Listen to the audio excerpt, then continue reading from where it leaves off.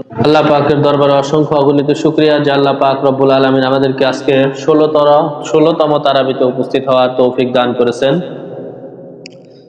আজকে 19 নম্বর পারা পড়া হবে সূরা ফুরকান, সূরা শুরা, সূরা নামল, এই তিনটি সূরা পড়া হবে।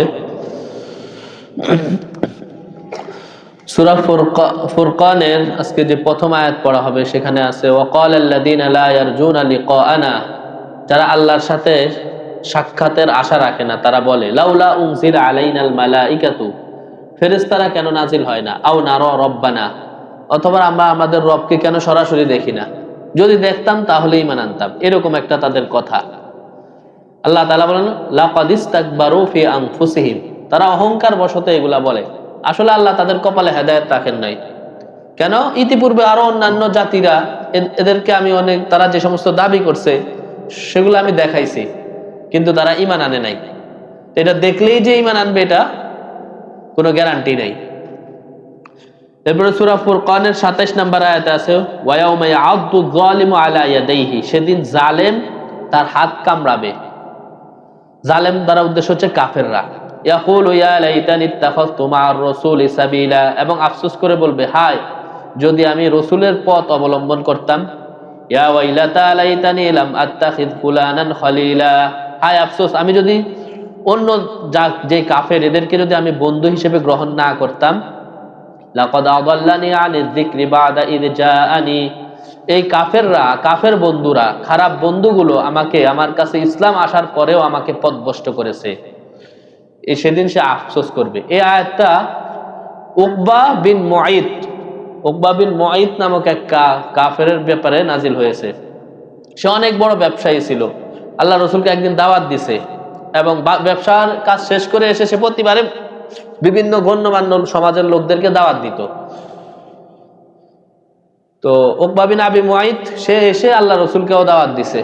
আল্লাহ রসুল তার বাড়িতে দাওয়াত খেতে এসে বলছে যে তুমি যদি কালেমা না পড়ো আমি তোমার খাবার খাবো না। তো সে চিন্তা করলো একজন সম্মানিত লোক না খেয়ে চলে যাবে, তা আল্লাহ রসুলকে খুশি করার জন্য সে কালেমা পড়ছে। তো তার বন্ধু ছিল উবাই ইবনে খলফ, সেও আল্লাহ রসুলকে অনেক বেশি কষ্ট দিছে। তো উবাই ইবনে খলফ যখন এটা জানতে পারছে যে তার দোস্ত উকবা বিন আবি মুআইত সে কালেমা পড়ছে, সে বলছে তোমার সাথে আমি কথা বলবো না, তুমি মুহাম্মাদের ধর্ম গ্রহণ করছো, মুহাম্মাদের কালেমা পড়ছো, তোমার সাথে আমি কথা বলবো না। বলছে তাকে আমি খুশি করার জন্য, সে আমার বাড়িতে আসছে, এখন বলছে কালেমা না পড়লে সে খাবে না, এজন্য আমি তাকে খুশি করার জন্য কালেমা পড়ছি, আসলে আমার অন্তরে কালেমা আমি অন্তর থেকে বলি নাই, এরকম একটা কথা সে তার বন্ধুকে বলছে। বলছে না এগুলা বললে হবে না, তুমি তার মুখের উপর গিয়ে তার কালেমা তাকে ফিরিয়ে দিবে এবং তাকে থুথু মারতে হবে। এটা যদি করো তাহলে আমি তোমার সাথে বন্ধুত্ব বজায় রাখবো, না হলে তোমার সাথে আমার আজকে থেকে কোনো সম্পর্ক নাই। এই যে উকবা ইবনে আবি মুআইত সে এই খারাপ বন্ধুর পরামর্শে সে সরাসরি আল্লাহ রসুলকে যা বলছে না আমি তোমার ধর্ম, তোমার কালেমা আমি মানি না, এবং আল্লাহ রসুলের থুতু মুবারক, তার থুতু আল্লাহ রসুলের জবান মুবারকের মধ্যে মারছে। সাথে সাথে ওই থুতু তার চেহারার মধ্যে ফিরে আসছে ওই কাফেরের, উকবা বিন আবি মুআইত, এবং তার পুরা চেহারা ঝলসে গেছে। এই জালেমের ব্যাপারে আল্লাহ তাআলা এই আয়াত নাজিল করছেন যে উকবা বিন আবি মুআইত কাল কিয়ামতের মাঠে এই খারাপ বন্ধুর কথা শোনার কারণে সে আফসোস করবে আর নিজের হাত নিজে কামড়াবে। এরকম দুনিয়াতেই যারা খারাপ বন্ধুর পাল্লায় পড়বে কাল কিয়ামতের মাঠে তারা এইভাবে আফসোস করবে, হায় এই খারাপ বন্ধুর সঙ্গ যদি আমি গ্রহণ না করতাম তাহলে আজকে আমি এই ক্ষতিগ্রস্ত হতাম না। এজন্য হাদিসে আসছে আল মারউ আলা দীনি খলিলিহি, মানুষ তার বন্ধুর দিন দ্বারা প্রভাবিত হয়। ফালইয়ানজুর আলা মান ইউখালিলহু, সুতরাং তোমরা লক্ষ্য করো বন্ধু বানানোর আগে কাকে বন্ধু বানাচ্ছ, এটা লক্ষ্য করে পরে বন্ধু বানাবে। এরপরে সূরা ফুরকানের শেষের আয়াতগুলোতে ইবাদুর রহমান যারা আল্লাহ তাআলার বান্দা তাদের কিছু গুনাহগুণ আল্লাহ তাআলা তুলে ধরছেন, যে যারা আল্লাহর বান্দা তারা জমিনে নম্রতার সাথে চলে, আর অজ্ঞরা যদি তাদের সাথে কোনো খারাপ আচরণ করে তারা তাদের সাথে উল্টা খারাপ আচরণ করে না, ক্বালু সালামা, তারা সালাম দিয়ে ওখান থেকে চলে যায়। এবং এই ইবাদুর রহমান আল্লাহর রহমানের দয়াময়ের বান্দা যারা, তারা রাত্রে কাটায় কখনো সেজদা অবস্থায়, কখনো কিয়াম অবস্থায়। ওয়াল্লাযীনা ইয়াবিতুনা লিরাব্বিহিম সুজদান ওয়া কিয়ামা ওয়াল্লাযীনা ইয়াকুলুনা রাব্বানা আসরিফ আন্না আযাবা জাহান্নাম, এবং তারা সবসময় জাহান্নাম থেকে আল্লাহর কাছে মুক্তি চায়, এবং তারা ওয়াল্লাযীনা ইযা আনফাকু লাম ইউসরিফু, যখন তারা পরিবারের জন্য খরচ করে বা নিজেদের জন্য যখন খরচ করে তাকে অপচয় করে না। ওয়ালাম ইয়াকতুরু, আবার কৃপণতাও করে না, যতটুকু দরকার ততটুকু খরচ করে। ইবাদুর রহমান এদের সিফত, যারা আল্লাহর খাস বান্দা, এরা অপচয় করে না আবার কৃপণতাও করে না। ওয়া কানা বাইনা যালিকা কওয়ামা, এবং তারা আল্লাহ ছাড়া অন্য কাউকে ডাকে না, মানুষকে অন্যায়ভাবে হত্যা করে না, জেনা করে না। আল্লাহ তাআলা বলছেন এদের যারা এই কাজগুলো করবে তাদেরকে কিয়ামতের মাঠে ডবল শাস্তি দেওয়া হবে। শেষ আয়াতে আছে কুল মা ইয়াবাউ বিকুম রাব্বি লাউলা দুআউকুম, যদি তোমরা আল্লাহকে না ডাকো তাহলে এটার দ্বারা আল্লাহর কোনো ক্ষতি নাই। সবাই যদি আল্লাহকে না ডাকে, আল্লাহর কথা না শোনে, আল্লাহ বলেন এইগুলো আমি পরোয়া করি না, আল্লাহর কোনো ক্ষতি এর দ্বারা হবে না, আল্লাহ ইবাদত করলে আমাদেরই লাভ। এরপরে আরো আছে যারা ইবাদুর রহমান হবে, ওয়াল্লাযীনা লা ইয়াশহাদুনা যুর, তারা কখনো মিথ্যা সাক্ষী দেয় না। ওয়া ইযা মাররু বিল লাগবি মাররু কিরামা, অনর্থক কাজের পাশ দিয়ে যখন তারা যায় তখন তারা নিজেদের সম্মান বজায় রেখে ওইখান থেকে চলে যায়। ওই অনর্থক কাজের মধ্যে, বেহুদা কাজে তারা সময় নষ্ট করে না, ওইখানে জড়িয়ে পড়ে না। বর্তমানে খেলা দেখতেছে, রমজান মাস, তারাবি না পড়ে ঘন্টার পর ঘন্টা খেলা দেখতেছে। রমজান মাস একবার সুবহানাল্লাহ বললে 70 বার অন্য সময় এগুলা না করে এখন মুসলমান ওই খেলা দেখতেছে আর তালি দিতেছে। এগুলা হচ্ছে অনর্থক কাজ। তা এরপরে সূরা শুআরা পড়া হবে। সূরা শুআরার মধ্যে একটা আয়াত আছে, 4 নম্বর আয়াত, আল্লাহ তাআলা বলেন ইন্নাশা নুনাজ্জিল আলাইহিম মিনাস সামাই আয়াতান, আমি যদি আল্লাহ চাইতাম আসমান থেকে এমন একটা জিনিস দেখাইতে পারতাম তাদেরকে, আসমান থেকে এমন কোন নিদর্শন, এমন কোন কুদরত আমি ইচ্ছা করলে পাঠাইতে পারতাম। ফাযাল্লাত আনাকুহুম লাহা খাদিঈন, ওই নিদর্শন দেখে সবাই আল্লাহর কাছে মাথা নত করতে বাধ্য হইতো।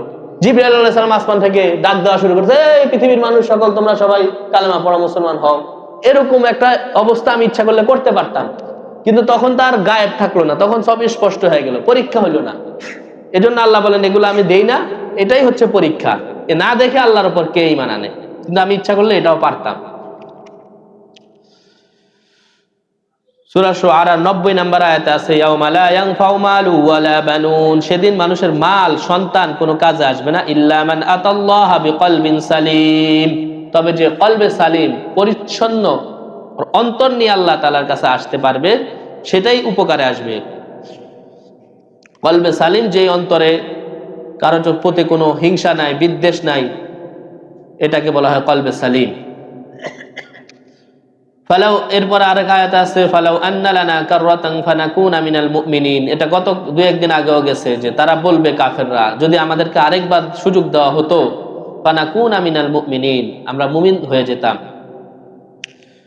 লূত আলাইহিস সালামের সম্প্রদায়ের ব্যাপারে আসছে, নূহ আলাইহিস সালামের সম্প্রদায়ের লোকেরা ওনাকে জবাব দিত। উনি 950 বছর দাওয়াত দিয়ে মাত্র 80 থেকে 82 জন লোক মুসলমান বানাইছেন। তো তাদের কওমের লোকেরা ওনার দ্বীন গ্রহণ না করার পিছনে একটা যুক্তি দিত, ক্বালু আনুমিনু লাকা ওয়াত্তাবাআকাল আরযালুন, আমরা তোমার কথা মানবো কেন? তো এই গরিব যত লোক আছে সবাই তোমার কথা শুনে, তোমার দলের যে লোকগুলা এগুলা সব গরিব। এজন্য এই যুক্তি দিয়ে তারা নূহ আলাইহিস সালামকে মানে নাই। এখনো অনেকে মাদ্রাসায় ওনাদের সন্তান পড়ায় না, মাদ্রাসায় সব গরিবের পোলাপান পড়ে, এতিমের পোলাপান পড়ে, মাদ্রাসায় পড়া কি হইব? এই একই যুক্তি নূহ আলাইহিস সালামের সম্প্রদায়ের লোকেরা দিত, যে নূহ আলাইহিস সালামের যত অনুসারী আছে, যতজন লোক নূহ আলাইহিস সালামের উপর ঈমান আনছে সব গরিব, এজন্য তারা বড় লোকেরা ঈমান আনে নাই, ধনীরা ঈমান আনে নাই। এরপরে সালেহ আলাইহিস সালামের যে উটনি, আল্লাহ তাআলা কুদরত হিসেবে সালেহ আলাইহিস সালামের কওমের কাছে তারা চাইছিল, সালেহ আলাইহিস সালামের কওম, যে তুমি যদি এই পাহাড় থেকে একটা 10 মাসের গর্ভবতী উটনি বের করতে পারো তাহলে আমরা মুসলমান হয়ে যাব। তো উনি আল্লাহর কাছে দোয়া করছেন, ঠিকই 10 মাসের গর্ভবতী একটা উটনি বের হয়ে আসছে, যার পেটে বাচ্চা, 10 মাস হয়ে গেছে অলরেডি। এটা দেখেও তারা ঈমান আনে নাই, বরং ওই উটনিকে হত্যা করছে। আল্লাহ বলছেন খবরদার, আল্লাহ নবী বলছেন এটা কিন্তু আল্লাহর কুদরত নিদর্শন, খবরদার এটার কাছেও যাও না। কিন্তু তারা 9 জন মিলে, ওয়া কানা ফিল মাদিনাতি 9 রাহতিন, 9 জন লোক মিলে এটাকে হত্যা করছে। আল্লাহ তাআলা এই 9 জনের অপরাধের কারণে পুরা সম্প্রদায়কে ধ্বংস করে দিয়েছেন, কারণ ওই এদের সাথে ওই পুরা সম্প্রদায়ের সাপোর্ট ছিল। সূরা শুআরার 224 নম্বর আয়াতে আছে ওয়া আনদির আশিরাতাকাল আকরাবিন, আল্লাহর নবীকে আল্লাহ তাআলা বলেন আপনি আপনার নিকট আত্মীয়কে আগে ভয় দেখান। তো নিকট আত্মীয়কে দ্বীনের দাওয়াত দেওয়া এটা আমার দায়িত্ব, আমার দ্বীনের বুঝে আসছে, তো আমার সর্বপ্রথম হকদার হচ্ছে আমার পরিবার।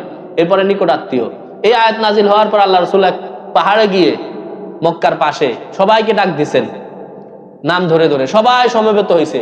আল্লাহ রাসূল যখন কালেমার দাওয়াত দিয়েছেন যে আমি তোমাদেরকে কালেমা কুলু লা ইলাহা ইল্লাল্লাহ তুফলিহুন, তোমরা বলো লা ইলাহা ইল্লাল্লাহ তাহলে সফল কাম হয়ে যাবে। তখন ওনার চাচা আবু লাহাব সে বলে উঠছে তাব্বাল্লাকা সাইরুল ইয়াউম, তোমার সারাদিন ধ্বংস হোক, আলি হাদা জামাতানা, হে মুহাম্মদ এই আবে যাবে উল্টাপাল্টা কথা বলার জন্য আমাদেরকে জমা করছো, নাউজুবিল্লাহি মিন জালিক, এই কথা বলছে। এই কথা বলে চলে গেছে। তখনই আল্লাহ তাআলা সূরা লাহাব নাজিল করছেন, তাব্বাত ইয়াদা আবি লাহাব, যে হাত দ্বারা ইশারা করছে রাসূলের দিকে, আল্লাহ তাআলা বলেন সে তার এই দুই হাত ধ্বংস হোক, ওয়াতাব সে নিজেও ধ্বংস হোক। কিছুদিন পরে তার শরীরে এমন পচন ধরছে, এমন রোগ হয়েছে, চিৎকার করতে করতে নিঃস্ব অবস্থায়, তার আশেপাশে খেদমত করার মতো কেউ ছিল না, এমন বেহাল অবস্থায় তার মৃত্যু হয়। আল্লাহ রসুলের বিরুদ্ধে করছে, কিন্তু জন্মের সময় খুব খুশি হয়েছিল, কিন্তু দিনের দাওয়াত যখন আসছে তখন সেই অহংকার বশত ইসলাম গ্রহণ করে না। এরপরে পড়া হবে সূরা নামল। সূরা নামলের মধ্যে সুলাইমান আলাইহিস সালামের ঘটনা বিস্তারিত আছে, রানী বিলকিসের ঘটনা আছে। একটা হুদহুদ পাখি দাওয়াতের মাধ্যমে রানী বিলকিস মুসলমান হয়, সেই ঘটনা বিস্তারিত এখানে আছে। এবং সুলাইমান আলাইহিস সালাম যখন ওনার সিংহাসন নিয়ে যাচ্ছিলেন, ওনার বিশাল বড় সিংহাসন ছিল, আকাশে উঠতো, আল্লাহ তাআলা ওনাকে এটা দিছেন। তো এই উপরে বাহিনী নিয়ে যাচ্ছেন, আবার পদাতিক বাহিনীও ছিল। তো একটা পিঁপড়া তার সজা দিকে সম্বোধন করে বলছে, এই পিঁপড়ারা, সুলাইমান আলাইহিস সালামের বাহিনী আসতেছে, তোমরা তোমাদের গর্তে ঢুকে যাও। ক্বালাত নামলাতুন ইয়া আইয়ুহান নামলু উদখুলু মাসাকিনাকুম, তোমরা তোমাদের ঘরে ঢুকে যাও। লা ইয়াহতিমান্নাকুম সুলাইমান ওয়া জুনুদুহু ওয়া হুম লা ইয়াশউরুন, তোমাদেরকে পদতলে পিষ্ট করে ফেলবে, সুলাইমানের সৈন্যবাহিনী আসতেছে, তারা তো জানবে না, তোমরা ছোট ছোট। এই যে নিজের কওমের প্রতি পিঁপড়ার এই দরদ, এটা আল্লাহ তাআলার কাছে ভালো লাগছে, এজন্য এই সূরার মধ্যে এটা তুলে ধরছেন যে নিজের সম্প্রদায় একটা বিপদে পড়বে তো সে চিৎকার দিয়ে উঠছে। আল্লাহ তাআলা এই ঘটনা তুলে ধরছেন, এই জন্য এই সূরার নামকরণ করা হয়েছে সূরাতুন নামল। যে আলোচনা করা হলো সেগুলো ভালোভাবে বুঝার এবং সে অনুযায়ী আল্লাহ তাআলা আমাদেরকে আমল করার তৌফিক দান করুন।